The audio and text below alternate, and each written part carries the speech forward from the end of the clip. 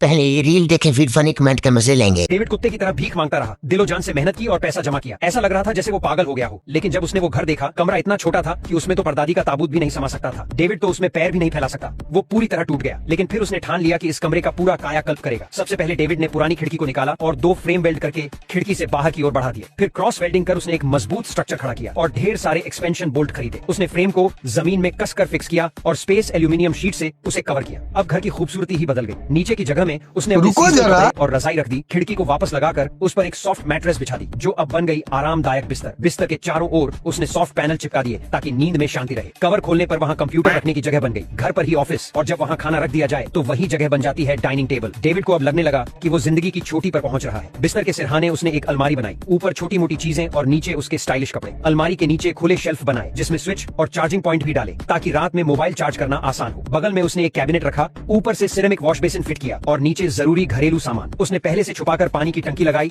और फिर wall mounted toilet install किया, जिस पर हर बार बैठते हुए उसे सुकून महसूस होता है। इसे भी स्पेस एल्यूमिनियम से ढका ताकि बदबू न फैले और पानी से बचाव हो। टेबल टॉप पर उसने एक इंडक्शन चूल्हा रखा। खाने का मसला सुलझ गया। ऊपर पतली टिन की शेल्फ लगाई ताकि बर्तन और बोतलें रखी जा सके। नीचे के हिस्से में मसाले और वॉशिंग सामान रखा गया। हर बार जब डेविड आईने में खुद को देखता तो उसे लगता कि वह पहले जैसा नहीं रहा, अब वह चमकने लगा है। उसने अपनी मामी से फिर उधार लेकर बिजली के तार खरीदे और एक प्रोजेक्शन स्क्रीन लगाई। अब वह बिस्तर पर लेटकर मूवीज देख सकता है जैसे सिनेमा हॉल में बैठा हो। कौन कहता है कि जगह कम है? डेविड ने दिखा दिया कि सीमित जगह में भी अनंत संभावनाएं छुपी होती हैं।